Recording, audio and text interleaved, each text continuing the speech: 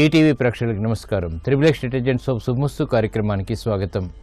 ఈనాడు శుభమస్తు కార్యక్రమంలోని గ్రహఫల మంచంలో గ్రహాల యొక్క స్థితిగతులు, వాటి యొక్క శుభాశుభ ఫలితాల గురించి పరిశీలిద్దాం. అలాగే రోజు 12 రాశుల వారికి ఏ సంఖ్యలు కలిసి వస్తాయి, రంగుల యొక్క ప్రాధాన్యత.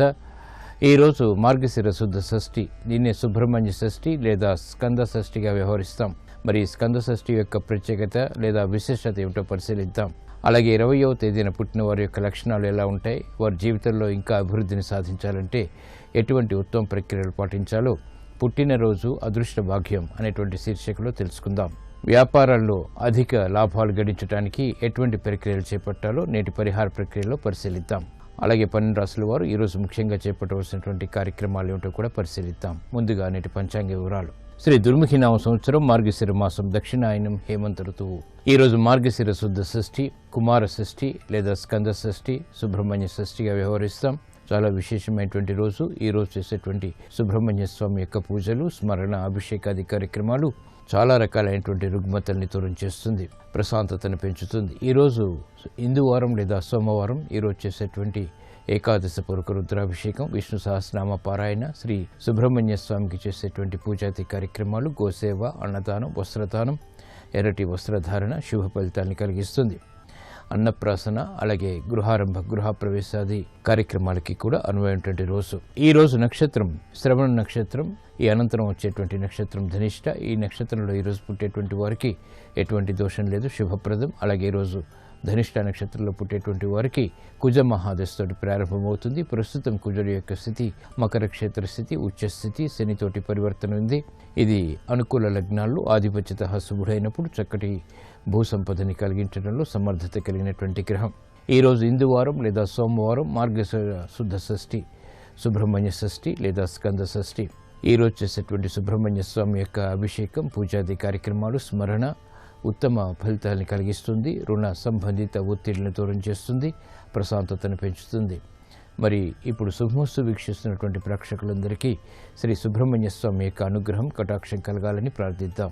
శ్రీ శివశక్తుల సమైక్య తేజము వరవిన సుబ్రహ్మణ్యం షట్కోణాంచిత చిన్మయ దీధితి కార్తికేయ శుభరూపం గురు గుహాయనిడి పరాత్పరం ఇది జ్ఞానయోగ ఫలసారం. నమో నమో సుబ్రహ్మణ్య శ్రీవరదా ఉషోదయం నేను కొలిపినది నీ కృతిగా. ఇప్పుడు 12 రాశుల వారికి ఏర్పడేటువంటి శుభాశుభ ఫలితాలని తెలుసుకుందాం. ముందుగా మేషరాశి. ఈరోజు మేషరాశి వారిని పరిశీలించినట్లయితే ఆరోగ్య విషయంలో ఏర్పడినటువంటి ప్రతికూలత తగ్గుతుంది. ఆర్థిక వ్యవహారాల్లో మెరుగైనటువంటి మార్పులు కూడా చోటు చేసుకుంటే ఉద్యోగ సంబంధిత కార్యక్రమాల్లో సాహసోపేతమైనటువంటి నిర్ణయాలకి ఉపక్రమించగలుగుతారు. ఆర్థిక సంబంధిత లావాదేవీల విషయంలో ఏర్పడినటువంటి పొరపాట్లు సవరించుకునేటువంటి అవకాశాలు దగ్గరవుతాయి. గృహ సంబంధిత కార్యక్రమాల్లో కూడా చిరాకు పరిస్థితులను దూరం చేసుకోగలుగుతారు. ఆరోగ్య విషయంలో ప్రతికూలత తగ్గుతుంది. ఆర్థిక సంబంధిత లావాదేవీల విషయంలో ఏర్పడినటువంటి జాప్యాలని పారిశ్రామిక రంగం వారు సవరించుకోగలుగుతారు. వ్యాపార అభివృద్ధికి చేపట్టేటువంటి కార్యక్రమాల్లో వ్యాపార రంగం వారికి ప్రోత్సాహం లభిస్తుంది. మహిళలకు గృహ సంబంధిత కార్యక్రమాల్లో ఒత్తిళ్లు తగ్గుతాయి. ఆనందకర వాతావరణం కొనసాగుతుంది. వినోదాల్లో పాల్గొంటారు. ఈ రోజు మీ అదృష్ట సంఖ్య 9. ఎరుపు వర్ణం ధైర్యాన్ని కలిగిస్తుంది. సుబ్రహ్మణ్య షష్ఠి సందర్భంగా ఈరోజు మేషరాశి వారు శ్రీ సుబ్రహ్మణ్య స్వామిని ఎర్ర కుంకుమతో భక్తి శ్రద్ధలతో పూజించడం ద్వారా శారీరక, మానసిక రుగ్మతులు కనుమరుగవుతాయి. ప్రమాదాలు కూడా కనుమరుగవుతాయి. ప్రశాంతత పెరుగుతుంది. వ్యాపార ఒప్పందాలు ఈరోజు మీకు అనుకూలం. ఈరోజు వృషభ రాశి వారిని పరిశీలించినట్లయితే మానసిక క్లేశాలు తొలగిపోతాయి. చేపట్టేటువంటి కార్యక్రమాలపై పట్టు బిగించగలుగుతారు. ఆనందకర వాతావరణం గృహరీత్యా బలాన్ని పెంచుతుంది. చేపట్టేటువంటి కార్యక్రమాలు అన్ని రంగాల వరకు కూడా కలిసి వస్తాయి. ఆత్మవిశ్వాసం పెరుగుతుంది. క్లిష్ట సమస్యలకు సమాధానాలు, పరిష్కారాలు పొందగలుగుతారు. అభివృద్ధి కార్యక్రమాల్లో ప్రాధాన్యత పెరుగుతుంది. గృహ సంబంధిత కార్యక్రమాల్లో మహిళలకు ప్రాధాన్యత పెరుగుతుంది, గుర్తింపు లభిస్తుంది. క్రీడా సంబంధిత వ్యవహారాల్లో క్రీడా రంగం వారికి మెరుగైనటువంటి అవకాశాలు దక్కుతాయి. సినీ రంగం వారికి ప్రాధాన్యత పెరుగుతుంది, ఆర్థిక అవకాశాలు దగ్గరవుతాయి. నూతన కార్యక్రమాన్ని వైద్య వృత్తి వారు కూడా చేపట్టగలుగుతారు. అభివృద్ధి కార్యక్రమాలు స్థిరాస్తి రంగం వారికి ఆదాయం పెరుగుతుంది. ఈ రోజు మీ అదృష్ట సంఖ్య 5, ఆకుపచ్చ వర్ణం రక్షణకి దోహదపడుతుంది. సుబ్రహ్మణ్య షష్ఠి సందర్భంగా ఈ రోజు వృషభ రాశి వారు శ్రీ సుబ్రహ్మణ్య స్వామిని అక్షింతలతో భక్తి శ్రద్ధలతో పూజించడం ద్వారా ఆర్థిక విజయాలు చేకూరుతాయి, ఆదాయం పెరుగుతుంది. కోర్టు సంబంధిత వ్యవహారాలు, ప్రక్రియలు, సంభాషణలు ఈ రోజు మీకు అనుకూలం. ఈ రోజు మిథున రాశి వారిని పరిశీలించినట్లయితే కార్యక్రమాన్ని చకచకా పూర్తి చేయగలుగుతారు. ఆందోళనకర పరిస్థితులు తగ్గుతాయి, శత్రు భీతి కూడా తగ్గుతుంది. కోర్టు సంబంధిత వ్యవహారాల్లో విజయాలు సాధించగలుగుతారు. ప్రయాణాల విషయంలో జాగ్రత్తలు వహించాలి. స్థిరాస్తి విషయాల్లో ప్రతికూల పరిస్థితులు తారసపడతాయి. కార్యక్రమ నిర్వహణలో నైపుణ్యం తగ్గుతుంది. వేగవంతమైనటువంటి నిర్ణయాల ద్వారా పారిశ్రామిక రంగం వారికి ప్రతికూల పరిస్థితులు ఉంటాయి, కాబట్టి జాగ్రత్తలు వహించాలి. విద్యా సంబంధిత వ్యవహారాల్లో విద్యార్థులకి చిరు సమస్యలు తలెత్తుతాయి. మహిళలు ఆరోగ్య విషయంలో జాగ్రత్తలు పాటించాలి. ప్రాధాన్యత లేని కార్యక్రమాల ద్వారా స్థిరాస్తి రంగం వారికి ప్రతికూలత పెరుగుతుంది, ఆదాయం తగ్గుతుంది. కార్యక్రమాల్లో మెరుగైనటువంటి మార్పులకే చేసేటువంటి ప్రయత్నాలు క్రీడా రంగం వారికి ఊరట కలిగిస్తాయి. ఈ రోజు మీ అదృష్ట సంఖ్య 6, తెలుపు వర్ణం ప్రశాంతతను పెంచుతుంది. సుబ్రహ్మణ్య షష్ఠి సందర్భంగా ఈ రోజు మిథున రాశి వారు శ్రీ సుబ్రహ్మణ్య స్వామిని ఎర్రమందారాలతో భక్తి శ్రద్ధలతో పూజించడం ద్వారా మానసిక క్లేశాలు కనుమరుగవుతాయి, అవమానకర సంఘటనలు కూడా కనుమరుగవుతాయి. రుణ ప్రయత్నాలు ఈ రోజు మీకు అనుకూలం. ఈ రోజు కర్కాటక రాశి వారిని పరిశీలించినట్లయితే మానసిక ధైర్యం తగ్గుతుంది. చేపట్టేటువంటి కార్యక్రమాలపై పట్టు బిగించలేకపోతారు. సంబంధ బాంధవ్యాల ద్వారా ఏర్పడినటువంటి అలజడి దూరం చేసుకునేటువంటి ప్రయత్నాలు ముమ్మరం చేయగలుగుతారు. ఆర్థిక వ్యవహారాల్లో జాగ్రత్తలు వహించాలి. అవమానకర సంఘటనలు వృత్తిపరంగా చోటు చేసుకుంటాయి. కార్యక్రమ నిర్వహణలో క్రమశిక్షణ తప్పనిసరి. ఆర్థిక సంబంధిత లావాదేవీల విషయంలో పారిశ్రామిక రంగం వారు ఆచితూచి వ్యవహరించాలి. వ్యాపార రంగం వారికి వృత్తిపరమైనటువంటి ఇబ్బందులను ఎదుర్కోవాల్సినటువంటి ఆవశ్యకత ఉంటుంది. గృహ సంబంధిత కార్యక్రమాల్లో మహిళలకు ప్రతికూల పరిస్థితులు తారసపడితే విద్యార్థులకి క్రమశిక్షణ తప్పనిసరి. నూతన ఒప్పందాల ద్వారా ఏర్పడినటువంటి ప్రతికూలత వ్యాపార రంగం వారికి ప్రబలమవుతుంది. ఈ రోజు మీ అదృష్ట సంఖ్య 3, పసుపు వర్ణం త్వరితగతిన శుభాలను కలిగిస్తుంది. సుబ్రహ్మణ్య షష్ఠి సందర్భంగా ఈ రోజు కర్కాటక రాశి వారు శ్రీ సుబ్రహ్మణ్య స్వామిని ఆవు పాలతో భక్తి శ్రద్ధలతో అభిషేకించడం ద్వారా తృతీయ బృహస్పతి ద్వారా ఏర్పడేటువంటి ప్రతికూలత తగ్గుతుంది, ఆర్థిక విజయాలు సాధించగలుగుతారు. గృహ సంబంధిత కార్యక్రమాలు ఈ రోజు మీకు అనుకూలం. ఈ రోజు సింహరాశి వారిని పరిశీలించినట్లయితే కార్యక్రమాల్ని వేగవంతంగా పూర్తి చేయగలుగుతారు. మానసిక ధైర్యం ఉంటుంది. చేపట్టేటువంటి కార్యక్రమాలపై ఆత్మవిశ్వాసం కలిగి ఉంటారు. అభివృద్ధి కార్యక్రమాల్లో ప్రోత్సాహం లభిస్తుంది. ఆనందకర వాతావరణం గృహరీత్యా బలాన్ని పెంచుతుంది. నూతన ఒప్పందాల ద్వారా ఏర్పడినటువంటి అనుకూలత ఆనందాన్ని పెంచుతుంది. కార్యక్రమాలని క్రమశిక్షణతో పూర్తి చేయగలుగుతారు. ఆర్థిక సంబంధిత లావాదేవీలు పారిశ్రామిక రంగం వారికి కలిసి వస్తాయి. సహాయ సహకారాలు ఆర్థికంగా లభిస్తాయి. వ్యాపార రంగం వారికి మెరుగైనటువంటి మార్పులు వృత్తిపరంగా చోటు చేసుకుంటే ఆదాయం పెరుగుతుంది. కార్యక్రమ నిర్వహణలో నైపుణ్యం విద్యార్థులు కలిగి ఉంటారు. క్రమశిక్షణ కూడా.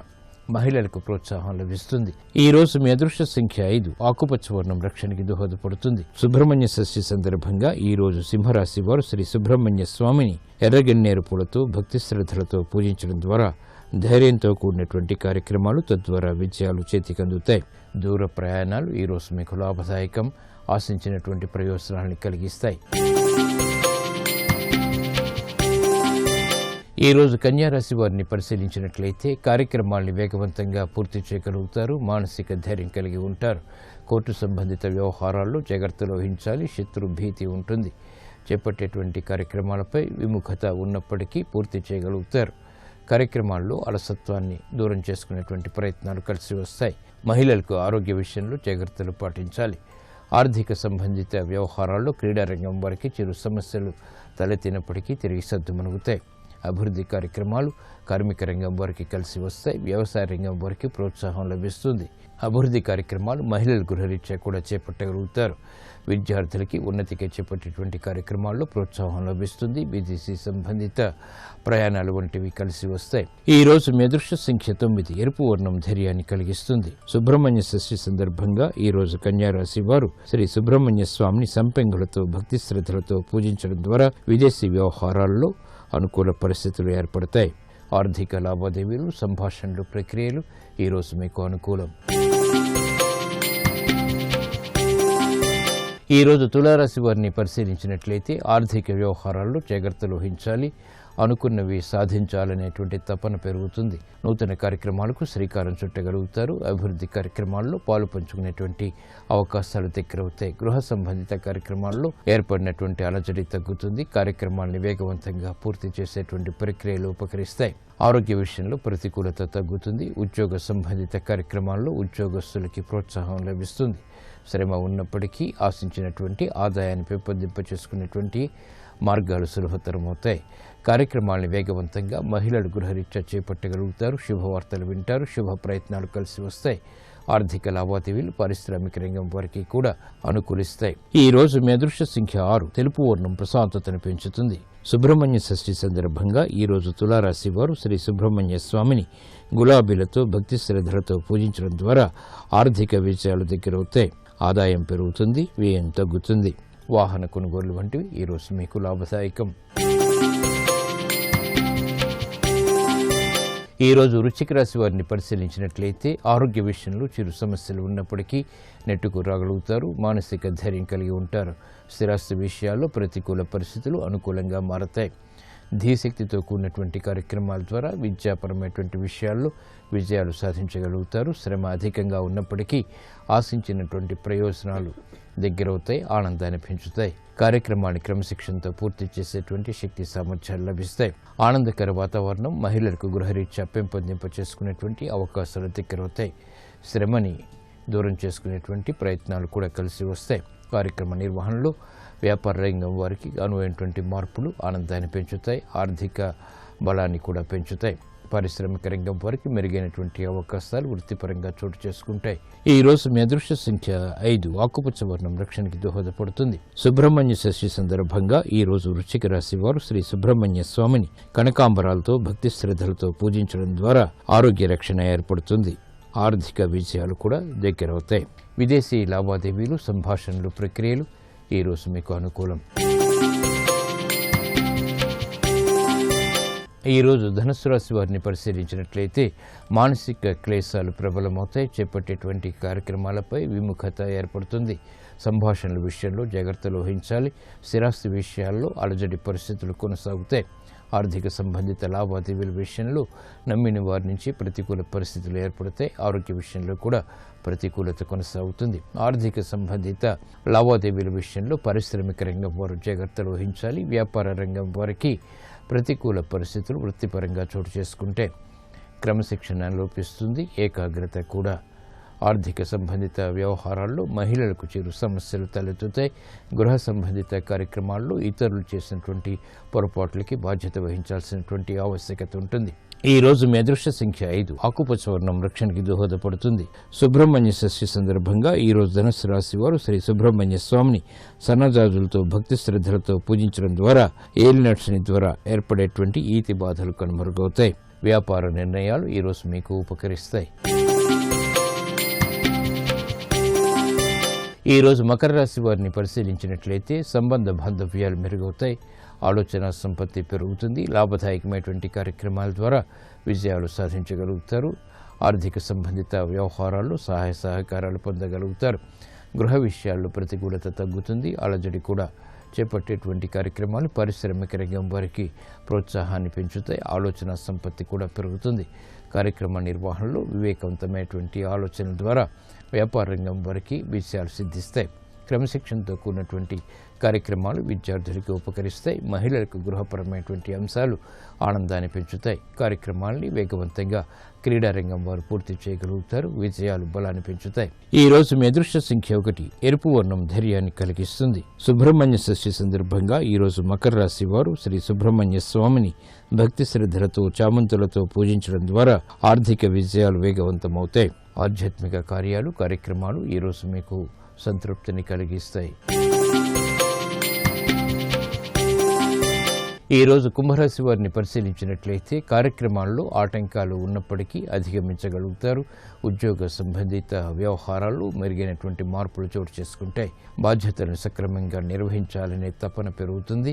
క్రమశిక్షణతో కూడినటువంటి కార్యక్రమాలకే చేసేటువంటి ప్రయత్నాల్లో ఆటంకాలు కూడా ఏర్పడతాయి. అవమానకర సంఘటనలు దూరం చేసుకోగలుగుతారు. ప్రయాణాల విషయంలో జాగ్రత్తలు వహించాలి. ఆర్థిక వ్యవహారాలు పారిశ్రామిక రంగం వారికి చిరు సమస్యలను కలిగిస్తాయి. నూతన కార్యక్రమాలను వ్యాపార రంగం వారు ప్రారంభించలేకపోతారు. ఉద్యోగస్తులు ఆచితూచి నిర్ణయాలు తీసుకోవాలి. బాధ్యతలు పెరుగుతాయి, శ్రమ పెరుగుతుంది. కార్యక్రమాన్ని వేగవంతంగా స్థిరాస్తి రంగం వారు పూర్తి చేయలేకపోతారు. నష్టాలు ప్రబలమైనటువంటి సంఘటనలు లేకపోలేదు. ఈ రోజు మీ అదృష్ట సంఖ్య 6. తెలుపు వర్ణం ప్రశాంతతను పెంచుతుంది. సుబ్రహ్మణ్య షష్ఠి సందర్భంగా ఈ రోజు కుంభరాశి వారు శ్రీ సుబ్రహ్మణ్య స్వామిని ఎర్ర మందారాలతో భక్తి శ్రద్ధలతో పూజించడం ద్వారా ఆర్థిక సంబంధిత నష్టాల్ని భర్తీ చేసుకోగలుగుతారు. ఆరోగ్య పరీక్షలు ఈ రోజు మీకు మేలుని కలిగిస్తాయి. ఈ రోజు మీనరాశి వారిని పరిశీలించినట్లయితే లాభదాయకమైనటువంటి కార్యక్రమాలు గృహరీత్యా ఆనందాన్ని పెంచుతాయి. కార్యక్రమ నిర్వహణలో ఏకాగ్రత పెరుగుతుంది. వేగవంతమైనటువంటి నిర్ణయాల ద్వారా అనుకూల పరిస్థితుల్ని పెంపొందింప చేసుకోగలుగుతారు. ఆనందకర వాతావరణం వృత్తిపరంగా కూడా చోటు చేసుకుంటుంది. ఆరోగ్య రక్షణ ఏర్పడుతుంది. ప్రతిబంధకాలని దూరం చేసుకునేటువంటి ప్రణాళికలు ఉపకరిస్తాయి. అభివృద్ధి కార్యక్రమాలు వ్యాపార రంగం వారికి కలిసి వస్తాయి. ఆదాయం పెరుగుతుంది. సంబంధ బాంధవ్యాలు కూడా పారిశ్రామిక రంగం వారికి మెరుగైనటువంటి అవకాశాలు దక్కుతే ప్రణాళికలు అమలు చేయగలుగుతారు. అభివృద్ధి కార్యక్రమాల్లో వైద్య వృత్తి వారికి ప్రోత్సాహం లభిస్తుంది. మహిళలకు ఆరోగ్య రక్షణ ఏర్పడుతుంది. ఆదాయం కూడా పెరుగుతుంది. నూతన కార్యక్రమాలు విద్యార్థులకి గుర్తింపును తెచ్చిపెడతాయి. ఈ రోజు మీ అదృష్ట సంఖ్య 5. ఆకుపచ్చ వర్ణం రక్షణకి దోహదపడుతుంది. సుబ్రహ్మణ్య షష్ఠి సందర్భంగా ఈ రోజు మీనరాశి వారు శ్రీ సుబ్రహ్మణ్య స్వామిని గులాబీలతో భక్తి శ్రద్ధలతో పూజించడం ద్వారా ధైర్యంతో కూడినటువంటి కార్యక్రమాలు తద్వారా విజయాలు చేతికి అందుతాయి. ఆర్థిక లావాదేవీలు, సంభాషణలు, ప్రక్రియలు ఈరోజు మీకు అనుకూలం.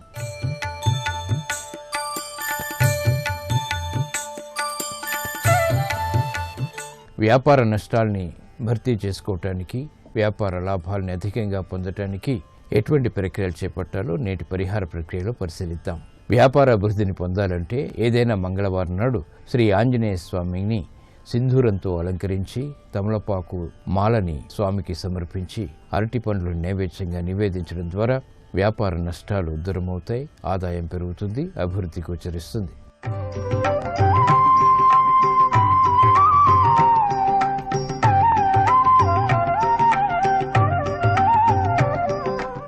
ఈరోజు స్కంద షష్ఠి లేదా సుబ్రహ్మణ్య షష్ఠి. దీని యొక్క విశిష్టత ఏమిటో మహిమాన్వితం మార్గశిరం అనేటువంటి శీర్షికలో పరిశీలిద్దాం.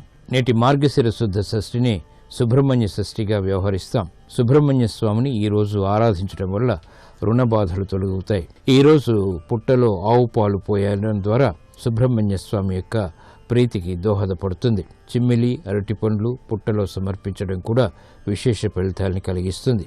తెల్లటి నూతన వస్త్రాన్ని పుట్టపై ఆచ్ఛాదనగా కప్పడం కూడా మంచి ఫలితాలు కలిగిస్తుంది. సుబ్రహ్మణ్య అష్టోత్తర సహితంగా ఈరోజు స్వామిని పూజించడం విశేష ఫలితాలను కలిగిస్తుంది. కుంకుమతో మందారాలు, కనకాంబరాలు, ఎర్రగన్నేరు వంటి పుష్పాలతో సుబ్రహ్మణ్య స్వామిని ఈరోజు అర్చించడం ద్వారా రుణ సంబంధిత ఒత్తిళ్లు కనుమరుగవుతాయి.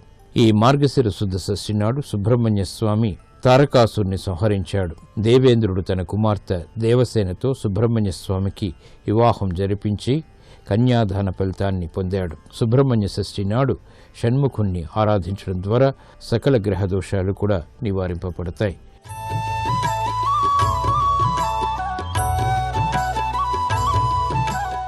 ఇరవయవ తేదీన జన్మించిన వారిపై చంద్రగ్రహ ప్రభావం ఎక్కువగా ఉంటుంది. వీరి లక్షణాలు ఎలా ఉంటాయి, వీరి జీవితంలో ఇంకా అభివృద్ధిని సాధించాలంటే ఎటువంటి ప్రక్రియలు పాటించాలో పుట్టినరోజు అదృష్ట భాగ్యం అనేటువంటి శీర్షికలో పరిశీలిద్దాం. 20వ తేదీన జన్మించినటువంటి జాతకులపై చంద్రుడి యొక్క ప్రభావం అధికంగా ఉంటుంది. చంద్రగ్రహ శాంతికి అన్నం నివేదన చేయడం ద్వారా వీరికి మానసిక ప్రశాంతత పెరుగుతుంది. ప్రతి పౌర్ణమి నాడు కనీసం ఒక్కరికైనా అన్నదానం చేయడం వీరికి శుభ ఫలితాన్ని కలిగిస్తుంది. 20వ తేదీన పుట్టినటువంటి వారు సోమవారం నాడు బంగారం, వెండి కొనుగోలు చేయడం ద్వారా అవి వారి దగ్గర శాశ్వతంగా ఉంటాయి. వీరు శారీరకంగా, మానసికంగా దృఢంగా ఉంటారు. ఒక్కోసారి చంద్రుడి యొక్క ప్రతికూల ప్రభావం జాతక రీత్యా ఉన్నప్పుడు ముభావంగా కూడా ఉంటారు. ప్రధానంగా వీరు మనస్తత్వం ఎవరికి ఓ పొట్టాన అంతుపట్టదు. చాలా సందర్భాల్లో ఒత్తిడికి గురయ్యేటువంటి సంఘటనలు చంద్రస్థితి ద్వారా వీరికి ఏర్పడుతుంటుంది. ఎక్కువ సమయాల్లో ఊహల్లో కూడా విహరిస్తారు. జీవితంలో ఎగుడు దిగుడులు ఎదురైనా కూడా నిబ్బరంగా ఎదుర్కొనేటువంటి పరిస్థితులను కూడా వీరు ఎదుర్కోగలుగుతారు. సోమవారం వీరికి చాలా అనుకూలమైనటువంటి రోజు. కీలక నిర్ణయాలు తీసుకోవటానికి సోమవారం, పౌర్ణమి వీరికి బాగా ఉపకరిస్తాయి. శివారాధన ముఖ్యంగా వీరికి ప్రోత్సాహాన్ని పెంచుతుంది.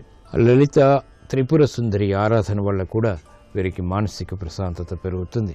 ప్రతి సోమవారం వీరు తెలుపు వస్త్రాలు దానం చేయడం ద్వారా ఉత్తమ ప్రయోజనాలు సాధించగలుగుతారు. ప్రతి పౌర్ణమికి బియ్యం, ఆవు పాలు దానం చేయటం కూడా విశేష ఫలితాన్ని కలిగిస్తుంది, అభివృద్ధికి దోహదపడుతుంది.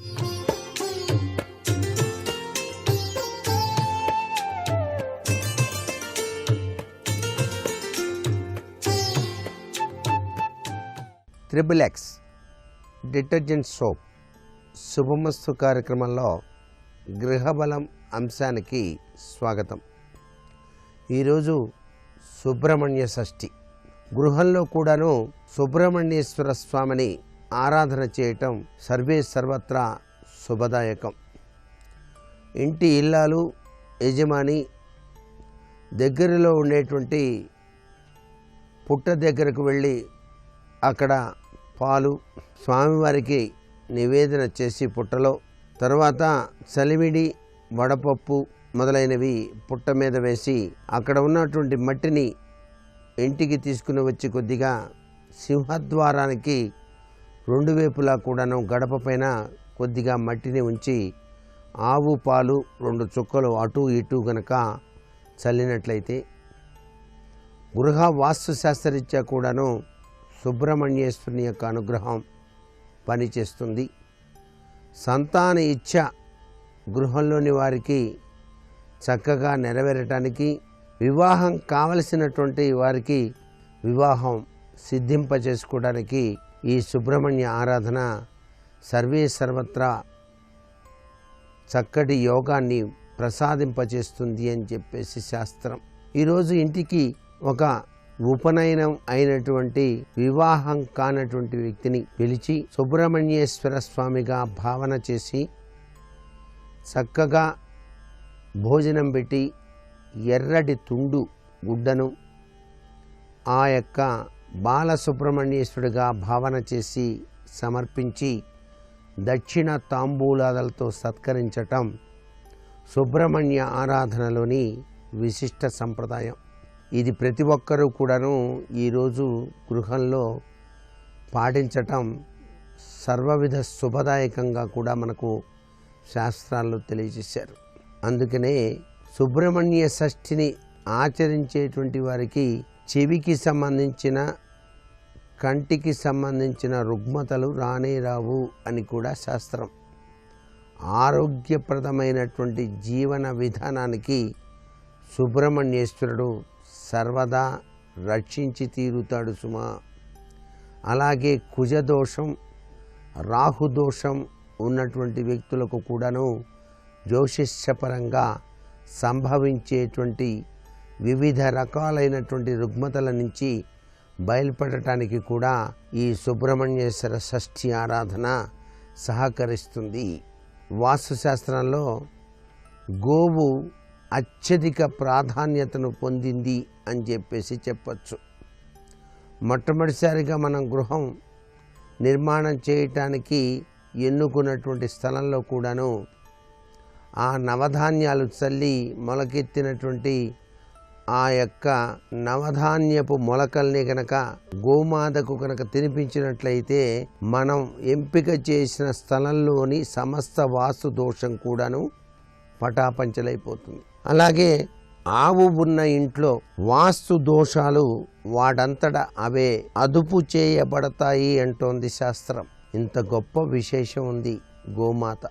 ప్రాతకాల భోజనంలో నుంచి కొద్దిగా ఒక రొట్టెను లేదా ఒక ముద్దను తీసి తెలుపు రంగు కలిగినటువంటి ఆవుకి గనక తినిపించినట్లయితే శుక్రగ్రహ తత్వరీత్యా సంభవించేటువంటి నీచత్వం తొలగిపోయి శుక్ర సంబంధమైనటువంటి చెడు సంబంధమైనటువంటి దోషాలన్నీ కూడాను పటాపంచలైపోవటానికి ఆస్కారం ఎంతగానో ఉంటుంది సుమా అంటోంది శాస్త్రం.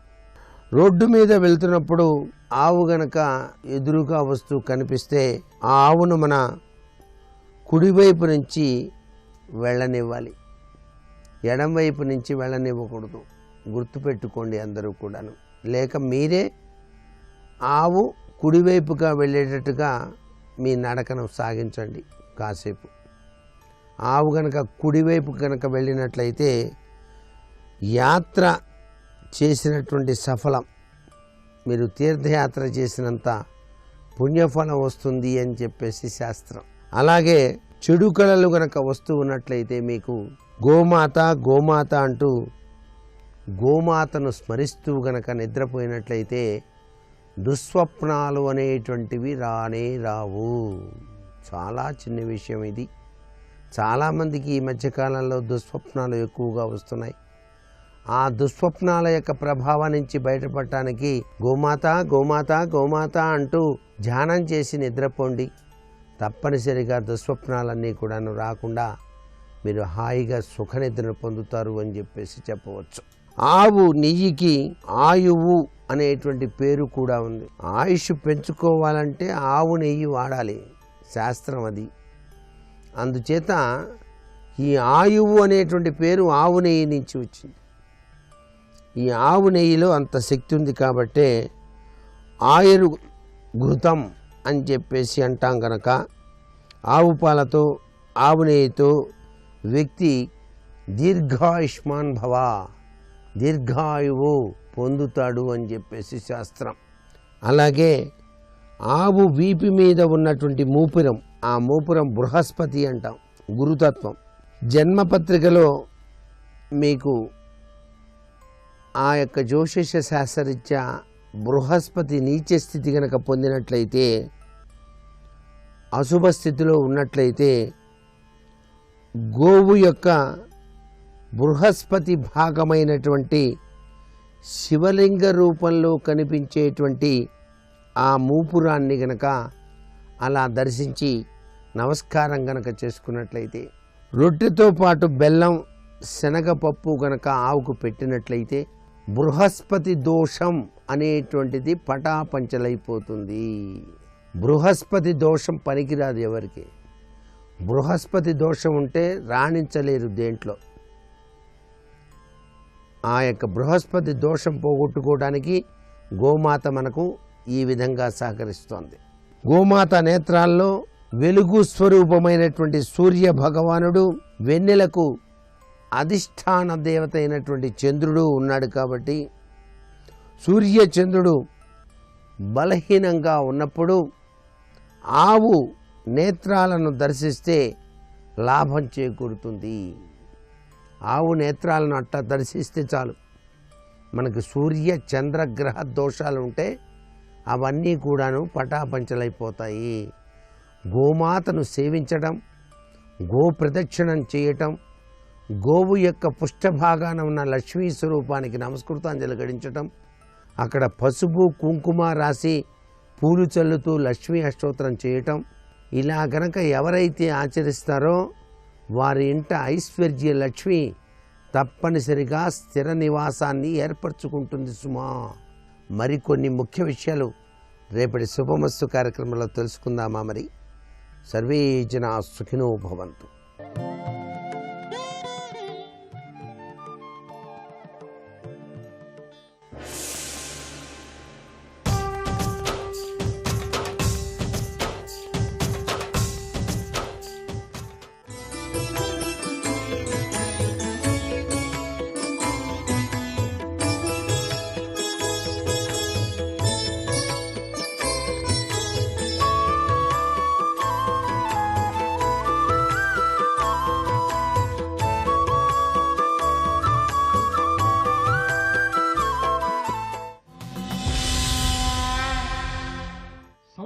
మహాభారతంలో ఒక వాక్యాన్ని ప్రయోగించారు. అందులో యుద్ధేహం ప్రతియోధ్యవ్య యుద్ధమానస్త్వ యానఘా అన్నారు. అంటే ఎప్పుడైనా సరే యుద్ధం అనేటటువంటిది నేను ప్రారంభం చేసి నీ మీద బాణాలు వేస్తే నువ్వు బాణాలు వెయ్యాలి తప్ప నీ అంత నువ్వుగా నా మీద బాణప్రయోగం చెయ్యవద్దు. యుద్ధేహం ప్రతియోద్ధవ్య యుద్ధమానస్త్వ అనఘా. అనఘా అంటే పాపములు లేనివాడా, నేను బాణములు వేసినప్పుడు నువ్వు బాణమును వెయ్యి. అందుకని ఇంత విశాల హృదయంతో ఆయన పిరికివాడై కాదు, గురు శిష్య సంబంధం కీర్తి ప్రతిష్టలతో వర్ధిల్లాలని, శిష్యుడు పాప పంకిలంలో చిక్కుకోకుండా ఉండాలని అర్జునుడి దగ్గర ప్రత్యేకమైనటువంటి గురుదక్షిణ రూపంలో ఈ మాట పుచ్చుకున్నాడు. ఈ మాట పుచ్చుకోవడం ద్వారా ఒక గురు పదవిని అలంకరించిన వాడిగా ద్రోణాచార్యుల వారు సమున్నతమైనటువంటి రీతిలో మరింత కాంతివంతమై కీర్తితో శోభించాడు. అంత గొప్పగా శిష్యుణ్ణి ఉద్ధరించుకుని ఆ తరువాతి కాలంలో ద్రుపదుడు ఆలోచన చేశాడు. ద్రుపదుడు అంటే ద్రోణాచార్యుల వారి యొక్క బాల్య స్నేహితుడు. ఒకప్పుడు ద్రోణుడు తన యొక్క కుమారుడైనటువంటి అశ్వత్థామ పాల కోసం ఏడుస్తుంటే స్నేహితుడు కదా, ఆదుకోపోతాడా, 4 ఆవులు దూడలైనా ఇవ్వకపోతాడా అని చెప్పి వెడితే అవమానించి పంపించినటువంటి ద్రుపదుణ్ణి పట్టి తీసుకురావడమే గురుదక్షిణ అని అడిగితే కురుపాండవ వీరులు అందరూ కలిసి వెళ్లి యుద్ధం చేసి కౌరవులు ఓడించలేకపోయినా అర్జునుడు భీముడు వెళ్లి ద్రుపదుణ్ణి ఓడించి రథం యొక్క ఇరుసుకి కట్టి తీసుకొచ్చి ద్రోణాచార్యుల వారికి గురుదక్షిణ చెల్లించి మాట నిలబెట్టుకున్నారు. తనని అంత అవమానించినా కూడా నిజానికి ద్రోణాచార్యుల వారు ప్రతీకారం తీర్చుకోలేదు. ఆయన తలుచుకుంటే ద్రుపదుణ్ణి రాజ్యభ్రష్టుణ్ణి చేయగలడు.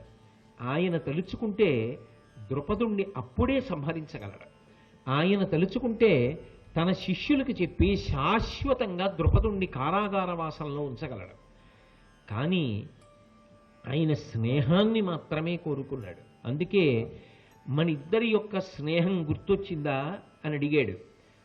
ద్రుపదుని యొక్క రాజ్యాన్ని ద్రుపదునికి ఇచ్చేశాడు, తిరిగి పంపించేశాడు. పంపించిన ద్రుపదుడు మాత్రం 2 విధాలుగా ఆలోచించాడు. ఆ ఆలోచనకి ఏమని అర్థం చెప్పాలో ఆశ్చర్యంగా ఉంటుంది. అసలు యుద్ధంలో తనని ఓడించి ఇరుసుకి కట్టి పట్టుకెళ్ళిన వాడెవరు? అర్జునుడు. అర్జునుడు యొక్క యుద్ధం చూసి ప్రీతి చెందాడు. అసలు తనని కట్టి పట్టుకెళ్ళిన వాడి మీద ప్రేమ పుట్టింది. ఎంత గొప్ప వీరుడురా, ఎంత గొప్ప యుద్ధం చేశాడురా, నన్ను ఎంత గొప్పగా బంధించి తీసుకెళ్ళాడు ద్రోణాచార్యుల వారి దగ్గరికి అన్నాడు తప్ప అంత గొప్పగా తీర్చిదిద్దినవాడు ద్రోణుడని మాత్రం అనలేకపోయాడు. ఎందుచేత అంటే నా స్నేహితుడు నా అవమానమునకు కారణమయ్యాడని ద్రోణాచార్యుల వారి మీద పగ పెంచుకున్నాడు. ఒక్కొక్క వ్యక్తి జీవితంలో ఒక్కొక్క సంఘటన జరుగుతుంది. ఆ సంఘటన మనిషి ఎలా ఆలోచిస్తాడు అన్నదాన్ని బట్టి అతని భవిష్యత్ ఆధారపడి ఉంటుంది. ద్రుపదుడు బహుశः ఆ సమయంలో ఇంకొకలా ఆలోచించి నేనెంత తప్పు చేశాను ద్రోణుడు నా దగ్గరికి వచ్చినప్పుడు, కానీ నా స్నేహితుడు ద్రోణుడు నన్ను అలా చేయలేదే, అంత గొప్ప శిష్యుల్ని తయారు చేసి నన్ను బంధించి తీసుకెళ్లాడే, అయినా వదిలిపెట్టేశాడే, ఇక పైన ద్రోణుడితో శాశ్వత స్నేహాన్ని నిలుపుతాను అని అనుకుని ఉంటే బహుశः మహాభారతం ఎటువైపుకి తిరిగి ఉండేదో. ఎప్పుడు ద్రోణుడు పుట్టాడో అప్పుడే ద్రోణుడి మృత్యువు కూడా పుట్టాలి. ఎందుకంటే ఇది మర్త్యలోకం కనుక. అందుకే అదే సమయంలో వృషతుడికి మేనకని చూసిన కారణం చేత ఈ ద్రుపదుడు పుట్టాడు. అక్కడ భరద్వాజుడికి ద్రోణుడు పుట్టాడు. ద్రోణుడికి పక్కనే ఈ ద్రుపదుడు పుట్టాడు అంటే నిజానికి ద్రుపదుడి రూపంలోనే ద్రోణుడి మృత్యువు కూడా వచ్చేసింది. ద్రుపదుని యొక్క కొడుకు ద్రోణుడి యొక్క వధకి కారణమై ఉండొచ్చు, కానీ పగ మాత్రం ద్రుపదుడిదే కదా. ఆయన ఏమనుకున్నాడంటే 2 రకాలుగా ఆలోచించాడు. ఇంతటి మహావీరుడు, ఇంతటి విలువిద్యా నైపుణ్యం ఉన్నవాడు, నన్ను యుద్ధరంగంలో ఓడించినటువంటి వాడు అర్జునుడు. ఆ అర్జునుడితో నాకు శాశ్వతమైనటువంటి బంధుత్వం కలగాలి. బహుశः అర్జునుడి యొక్క బంధుత్వం భవిష్యత్తులో తనకి గొప్ప రక్షణనిస్తుందనుకున్నాడు. ఆయన యొక్క యుద్ధ విద్యని చూసి చాలా ముచ్చట పడిపోయి ఆయనతో బంధుత్వం కలుపుకోవాలనుకున్నాడు. కానీ ఆయన ఏం ఆలోచించాడంటే, అర్జునుడికే భార్య కావలసినటువంటి కుమార్తెని నేను కనాలి. అక్కడ వరకు బాగానే ఉంది, ఏదో మంచిగా ఆలోచించాడు, అందులో తప్పు పట్టడానికి లేదు. కానీ రెండవ పార్శ్వం మాత్రం చాలా దారుణంగా ఆలోచించాడు. ద్రోణుడు చూపించిన స్నేహభావాన్ని ద్రుపదుడు చూపించలేకపోయాడు. ఇప్పుడు ద్రోణుణ్ణి వధించగలిగినటువంటి కుమారుడు ద్రుపదుడికి కావాలి. ఆయన లక్ష్యం ఏమిటంటే ద్రోణుణ్ణి వధించాలి. నిజానికి ద్రోణుడు ద్రుపదుణ్ణి వధించాడా? వధించలేదు. కానీ ఆయన ఏమనుకున్నాడంటే, నన్ను చంపేస్తే బాగుండేది, చంపిన కన్నా ఎక్కువగా చంపేశాడు అవమానం చేసి. తన శిష్యుల ముందు నన్ను కట్లు విప్పి వెనక్కి పంపించేశాడు. అంటే చంపిన కన్నా ఎక్కువ అవమానం కదా, బ్రతికించి చంపాడు. కాబట్టి ద్రోణుడు బ్రతకకుండా చంపాలి. కానీ నా శక్తి చాలదు, నేను ద్రోణుడిని ఎదుర్కొనలేను. ద్రోణుడి శిష్యుడైనటువంటి అర్జునుడు అల్లుడైనా ద్రోణుణ్ణి చంపుతాడని నమ్మకం లేదు. ఎందుకంటే గురువు అపారమైన ధర్మనిష్ట కలిగిన వాడు. గురువు పేరు చెప్తే పొంగిపోతాడు అర్జునుడు. ఆ శిష్యుడి పేరు చెప్తే గురువు గారు పొంగిపోతారు. ఒక్కనాటికి అర్జునుడు చంపడు. నిజం కూడా అంతే. ఎందుకనంటే నిజంగా ద్రోణాచార్యుల వారిని సంహరించాలనుకుంటే సంహరించగలిగిన శక్తి ఉన్న అర్జునుడికి ఆ ఆలోచన ఎన్నడూ రాలేదు. గురువు గారిని చంపుదామన్న ఆలోచన రాలా. ఎందుకంటే ఆ గురువు అంటే అంత ప్రాణం అర్జునుడికి. ఒక్కనాటికి చంపడం. నాకు అల్లుడు అవుతాడు, అల్లుణ్ణి చేసుకోగలను ఓ కూతుర్ని కని, అది కూడా ఏదో కూతుర్ని కని గాను. అర్జునుడు పెళ్లి చేసుకోవాలి అంటే ఆమె కారణజన్మురాలై ఉండాలి. అంత గొప్ప కూతుర్ని పొంది అర్జునుణ్ణి అల్లుణ్ణి చేసుకుంటారు. అంత గొప్ప కొడుకుని పొంది ద్రోణుణ్ణి సంహరిస్తాడు. తాను చెయ్యలేనిది తన కొడుకు ద్వారా సాధించాలనుకున్నాడు. ఆత్మావై పుత్రనామాసి, తానే కదు తన కుమారుడి రూపంలో భూమి మీద తిరుగుతాడు అని వేదవాక్యం. కాబట్టి ఇప్పుడు ఈ రెండు ఎలా సాధించాలి అని ఆలోచించాడు. బాగా ఆలోచిస్తే ఆయనకి ఏం తట్టిందంటే, ద్రోణాచార్యుల వారి దగ్గర ఉన్నటువంటిది అపారమైనటువంటి విలువిద్య. ఆయన దగ్గర తయారైన వాళ్లే తప్ప ఈ ప్రపంచంలో ఆ రోజులలో ఎవడైనా, భారతదేశం కాదు సుమండి, ఏ దేశం నుంచి ఎవరొచ్చి విలువిద్య నేర్చుకున్నా ద్రోణాచార్యుల వారి దగ్గరే నేర్చుకున్నారు ఆ రోజుల్లో. అంటే యావత్ ప్రపంచానికి విలువిద్య నేర్పి కీర్తి సంపాదించి ఈ దేశాన్ని అంత పై స్థాయిలో నిలబెట్టిన ఘనత ద్రోణాచార్యుల వారిది. అటువంటి ద్రోణుణ్ణి చంపగలిగిన దిట్టెక్కడున్నాడు? ఎక్కడా లేడు. ఆయన్ని చంపగలిగిన వాడు లేడు. ఆయన్ని చంపాలంటే ఒకటే మార్గం, ఆయన చచ్చిపోవాలనుకోవాలేమో అంతే. ఎందుకు అనుకుంటాడు? కాబట్టి ద్రోణుణ్ణి చంపగలిగిన వాడంటే వాడు కారణజన్ముడై ఉండాలి. వాడు లౌకికంగా జన్మించిన వాడు ఎవ్వరూ కూడా ద్రోణుడి దగ్గర విద్య నేర్చుకుని ద్రోణుణ్ణే చంపాలి అంటే అంత గొప్ప పటుత్వం ఉన్నవాడు ఎప్పటికి పుడతాడు. పుట్టినవాడు అంత గొప్పవాడు అవుతాడని ఎక్కడ నమ్మకం? అందుకని వాడు కారణజన్ముడు కావాలి అంటే నాకు కూడా బ్రాహ్మణ సహాయము కావాలి. ఇది కేవల క్షాత్రము వలనో కొడుకుని కూతుర్ని కండం వల్ల జరిగేది కాదు. ఇందులో బ్రాహ్మణ సహాయం అవసరం. కాబట్టి నేను రాజ్యాన్ని రాజ్య పరిపాలనని పక్కన పెట్టి మంత్రులకు అప్పగించి బ్రాహ్మణ సేవ చేస్తూ వెడతా. అటువంటి మహావీరుడైనటువంటి కొడుకుని, అంత గొప్ప కూతుర్ని నాకు బిడ్డలుగా పొందగలిగినటువంటి అవకాశాన్ని, అధికారాన్ని యజ్ఞం చేసి కట్టబెట్టగలిగినటువంటి మహాపురుషులు ఎక్కడున్నారో వెతుక్కుంటారు. నేను రాజ్యాన్ని రాజ్య పరిపాలనని పక్కన పెట్టి మంత్రులకు అప్పగించి బ్రాహ్మణ సేవ చేస్తూ వెడతా. అటువంటి మహావీరుడైనటువంటి కొడుకుని, అంత గొప్ప కూతుర్ని నాకు బిడ్డలుగా పొందగలిగినటువంటి అవకాశాన్ని, అధికారాన్ని యజ్ఞం చేసి కట్టబెట్టగలిగినటువంటి మహాపురుషులు ఎక్కడున్నారో వెతుక్కుంటారు అని బయలుదేరాడు. బయలుదేరి భారతదేశం అంతటా తిరుగుతున్నాడు. ప్రత్యేకించి నదీ తీరాలలో కుటీరాలు వేసుకుని ఉంటారు. వానప్రస్థాశ్రమము అని. గృహస్థాశ్రమం తర్వాత వానప్రస్థాశ్రమం స్వీకరించి కేవలం భార్యతోటి తపస్సు చేస్తూ ఉంటారు, ఇంద్రియములను నిగ్రహించి. మహాతేజోమూర్తులు, గొప్ప గొప్ప విద్యలను అభ్యసించిన వాళ్ళు ఎక్కడున్నారో వాళ్ళ ద్వారా చేయించాలి ఆ యజ్ఞం. కాబట్టి ఇప్పుడు వాళ్ళని వెతుక్కుంటూ తిరుగుతున్నాడు. తిరగగా ఆయనకి ఒక చోట అనేక దేశాలు తిరగగా గంగానదీ తీరంలో వానప్రస్థ ఆశ్రమంలో ఉన్నటువంటి కాశ్యప గోత్రానికి సంబంధించినటువంటి యాజీ ఉపయాజీ అనబడేటటువంటి అన్నదమ్ములు దర్శనమయ్యారు. ఎవరినో విచారణ చేశాడు, వీళ్ళిద్దరిలో ఎవరు సమర్థుడు అని అడిగాడు. మరి బ్రహ్మస్థానంలో కూర్చుని యజ్ఞం చేయించాలిగా, అందులో నైపుణ్యం చూడండి. పెద్దవాడు కదా అని చట్టుకునేం తొందరపడలేదు. పెద్దవాడైతే మాత్రం చిన్నవాడు గొప్పవాడు కాకూడదని ఎక్కడుంది? అందుకని వీళ్ళిద్దరిలో ఎవరు బాగా సమర్థత కలిగిన వాడు, అంత గొప్ప యజ్ఞం చేయించాలంటే ఇద్దరు కారణజన్ములు సృజింపబడేటట్టుగా చెయ్యాలంటే మాటలా. కాబట్టి ఎవరు చేయిస్తారని అడిగారు. అడిగితే ఎవరో అన్నారు, తమ్ముడు గొప్ప సమర్థుడు, అన్నగారి కన్నా కూడా తమ్ముడే గొప్ప తపశ్శక్తి ఉన్నవాడు, ఆయన చేయించగలడు అన్నారు. ఈయన ఉపయాజి దగ్గరికి వెళ్ళాడు. వెళ్ళి ఆయనకి నమస్కారం చేశాడు. ఆయన కనుబొమ్మలు ఎగరేశాడు.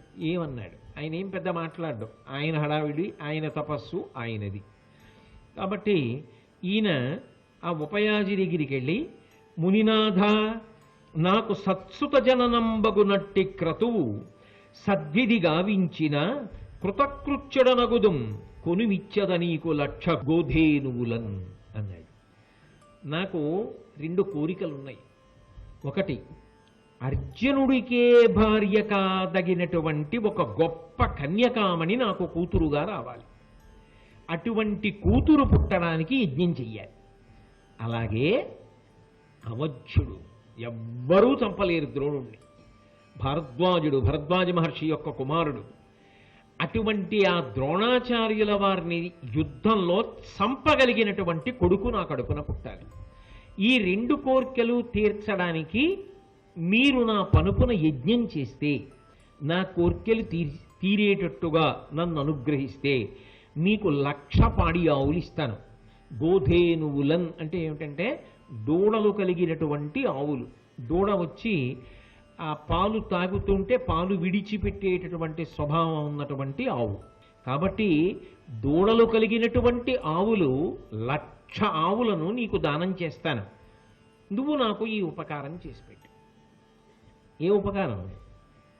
ద్రోణుణ్ణి చంపగలిగిన కొడుకు, అర్జునుడికి భార్య కాగలిగిన కూతురు, ఆ యజ్ఞ ఫలితంగా నాకు కలగాలి. ఆయన ఒక క్షణం ఆలోచించి ఒక మాట అన్నాడు. నేను ఏ ప్రతిఫలాన్ని ఆశించను. నాకు ఈ ఫలం కావాలన్న కోరిక లేదు. నేను ఎప్పుడూ తపస్సు చేసుకుంటూ ఉంటాను.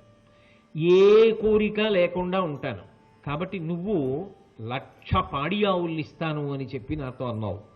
నువ్వు అన్న మాటలకి పొంగిపోయి యజ్ఞాలు చేయించేటటువంటి వర్గానికి చెందినవాడను నేను కాదు.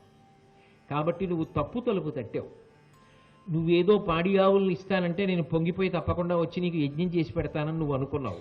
అసలు నేను అటువంటి ఫలసంధి ఉన్నవాడిని కాను. ఆ ఫలాన్ని కోరుకునేవాడిని కాదు. అందుకని అలా ఎవరైనా ఫలాన్ని కోరుకుని చేయించే వాళ్ళు ఉన్నారేమో, అటువంటి వాళ్ళని వెతుక్కో. అంటే ఆయన ఎంత నిస్వార్థంగా ఉంటాడో, ఎంత ప్రతిఫలాపేక్ష లేకుండా ఉంటాడో, ఎంత గొప్ప హృదయం ఉన్నవాడో ఆలోచించండి. అక్కడ తప్పట్టుకున్నాడు. అంటే నిజానికి ఏమని అడగాలి? అయ్యా మీరు అనుగ్రహించి నా కోరిక తీర్చండి అని అడిగితే ఏమనేవాడు? నీకేదో ఇది నేను చేసి పెడతానేమిటి? ఆయనకి ఉపకారం చేయగలిగిన వాడా? ఈ మాటకి కోపం వచ్చింది ఉపయాజికి. అందుకని ఆయన అన్నాడు, ఫలాన్ని ఆశించి పనులు చేయడం నాకు అలవాటు లేదు. అలా చేసేవాళ్ళు ఎవరైనా ఉంటే వెళ్ళన్నాడు. అని ద్రుపదుడు తప్పు తెలుసుకున్నాడు. ఓ, ఈ మాట నేను అనకూడదు, అనకుండా ఆయన అడగవలసింది. అడిగితే ఆయన ప్రసన్నుడైతే చేసి పెట్టేవాడు. ఆ తర్వాత ఆయనకి కావాలంటే ఏమైనా అడిగేవాడేమో. కానీ నేనేమిటి బేరం పెట్టడం? ద్రోణాచార్యుల వారి వధ చెయ్యగలిగిన కొడుకు పుట్టడానికి, అర్జునుడికి భార్య కాగలిగినటువంటి కూతురు పుట్టడానికి ఖరీదుల 1,00,000 ఆవులే, దూడలునే? అదే నేను నీకు ఇస్తానని మాట్లాడే పద్ధతి. ఆవు దూడ ఎంతైనా గొప్పవనుకోండి, కానీ అదే ఆ బేరం ఆడినట్లుగా లేదది. అందుకని దోషాన్ని తెలుసుకున్నాడు. తెలుసుకుని 1 సంవత్సరం పాటు వెళ్లకుండా ఆ ఉపయాజిని సేవిస్తూనే ఉన్నాడు.